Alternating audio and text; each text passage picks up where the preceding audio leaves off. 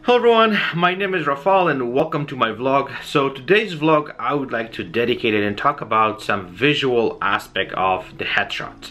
So recently I have posted an image of one of the shoots I have done, and on that image particularly you can see the hands in the frame.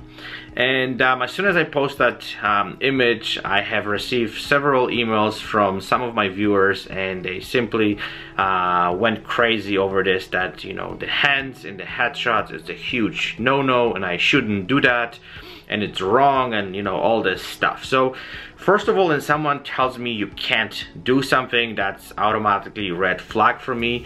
Also, if someone cannot provide me some logical argument why you can't do certain things, that means absolutely nothing to me. So I just want to talk a little bit about this today, because I don't think there is, I have to say something that you can say that you cannot do something in photography. If someone tells you you can't do something, that you want to explore this and understand why people even say that. And before I jump into this, I just want to remind some of you guys about this amazing photographer, headshot photographer, Peter Hurley, who started in his shots cropping top of their heads of their clients. So you can see the image, the top of their head is cropped. And I'm sure some of you guys have seen, people lost their mind over this and they're saying you can't do that. He stick to it, and for after many years doing that, people kind of got used to it, and this is kind of part of his style right now. So you cannot really say that you cannot do something. So I just want to talk a little bit about the hands into the when you shoot headshots, can you have hands in the frame, or you shouldn't avoid them. And I actually studied this a little bit. I was trying to understand this a little bit more, and I'm gonna actually share with you guys like 5 different, I would say, tips, some kind of like arguments why it's not such a bad thing sometimes to have hands in the headshots, and I'm gonna explain you why, and how to shoot them to make them look good and don't be kind of you're not gonna kind of take attention from the face. So I'll explain everything step by step. As I said, I've been trying to understand this whole thing. I've been studying this a little bit. I was trying to find some informations about this, and there's tons of stuff out there. I'll link some of those stuff, but I'm gonna try to kind of get to the essence of this and kind of explain this step by step. So the first thing what I want to say, and this is something extremely, I would say, important, and that's why people sometimes get confused about this, is that the hands are sending the message. So for example, if you look at someone or you interacting with someone, the first thing what you look at is the face, and the second actually thing which you look at is their hands.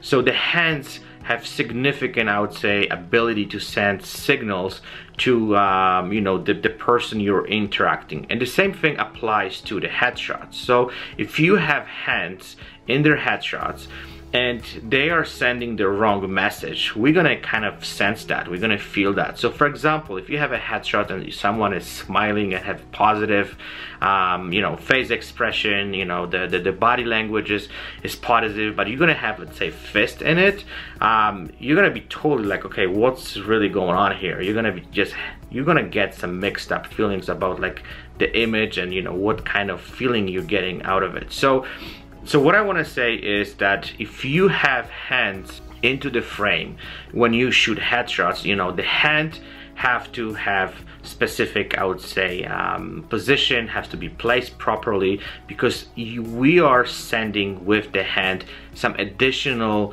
message to the viewer, and we're going to discuss how to present the hand so it's not distracting and it's not sending the wrong message. But that's the kind of the first thing which is extremely important, and people have to understand that the hand is another, I would say, a messenger, and also adds to the image this kind of vibe or feeling, how the person who's going to see the image, they're going to kind of receive the emotional kind of like feelings of the person who we are photographing. So that's something which is extremely important, and that's, I think, a lot of people get confused, because if you position you know, the hand the wrong way, we're getting this like really weird and bizarre and mixed up feelings about the image itself. So that's something which I want to point it out, and I actually found those informations from some other portrait photographers who really specialize it in those kind of you know, imagery, and they have like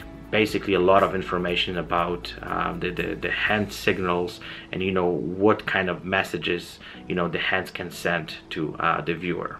So how we can present the hand in our photograph, so you know, it's not distracting and it's not kind of taking away you know, the focal point of, you know, the headshot. So there's a couple things what I want to mention here and actually discuss them. So the first thing, as I said, is the message. So what do we want to make sure whenever we actually placing the hand into the headshot, we want to make sure that the hand is relaxed, because that's what's gonna show you know, the viewer that, you know, the person who we are photographing, you know, has, I would say, doesn't have any kind of, you know, bad feelings, and it feels relaxed and safe and all this stuff. So the first thing what we want to make sure, as I said, we need to make sure that we're presenting the hand the proper way. And the way we're gonna do this, so there's a couple things what I pay attention to. So first of all, we don't want to have hand,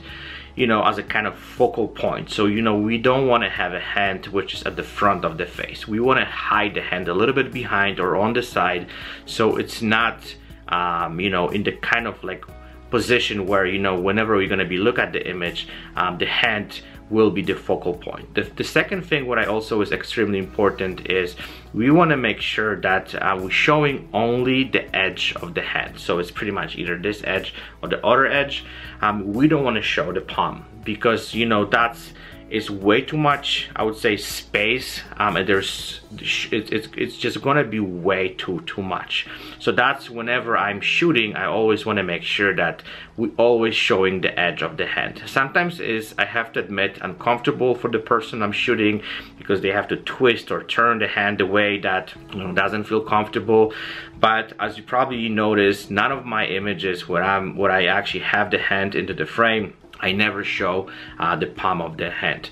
As well, as I said a few seconds ago, the hand is a little bit hidden on the side. And another thing, you don't want to have the hand showing or covering any part of the face. So another thing what I want to also mention, how we actually make the hand look relaxed. So there's a couple interesting informations which I found, and also I'm trying to implement them into basically into my shots. So the fingers, usually they need to be kind of slightly separated. So what I found when we do this, that's what kind of sends the right message, because when we have fingers separated, you probably notice that that shows, and that means that the hand is relaxed. So most of my shots, whenever I'm shooting, you know, the hands and the fingers, the fingers are slightly separated, and they're basically showing the edge of the hand. So that's those little technical things, whatever I'm trying to incorporate it into the image to you know, whenever I have hands into the frame. So that's pretty much you know, all the little details. So let's kind of review them and summarize them, you know, again. So that you don't want to show the palm of the hand, you don't want to have the hand, you know, covering any part of the face. You want to have showing only the edge of the hand. Also, you want to have the fingers slightly separated. And there's one more thing which, you know, it's kind of obvious, but sometimes it's people don't forget about it. Make sure that the hands are clean, especially when you're shooting women.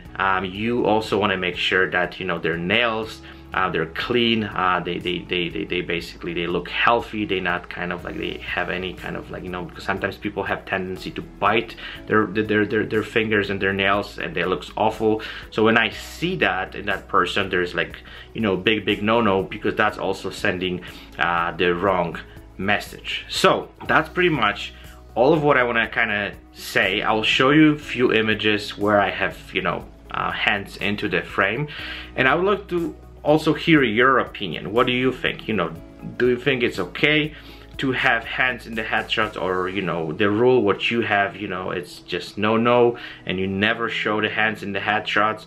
I think personally, you know, I would never shoot entire session with, you know, hands in, you know, close to the face, or the, you know, the hands are part of the headshot. But I always try to, you know, do few, because, you know, depends on the purpose of the image. Sometimes people want them, sometimes people don't, depends on their personality. But I personally think if you have view shots, having hands close to the face, I don't think it's a bad thing.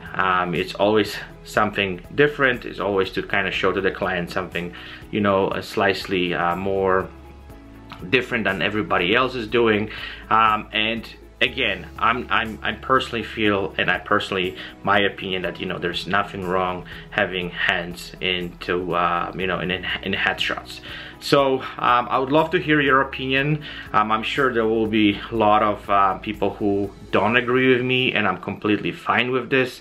But I think I was trying to explain to you guys, you know, my position, and you know, how you can shoot them to make sure so the hands look okay into the headshots. So thank you for watching. I hope that it was interesting, and I hope you you know, learned something, and then there's something you're gonna try to do on your next photo shoot. You know, it's not easy, you know, it takes a little bit of time to kind of practice.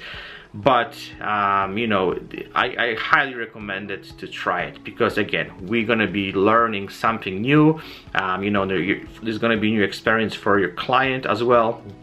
And who knows, maybe you will get some interesting results which is gonna attract your clients, and you know, helps your photography to kind of grow, and you're gonna have another option for, you know, your work and what you do. And you know, like, it's always good to have something extra for your clients to show them, because you just never know what people are gonna like. So thank you for watching. I would like to wish you guys fantastic week and amazing photo shoots. Again, I will be looking forward to hear from you. Stay in touch, and I'll chat with you guys very soon. Bye bye.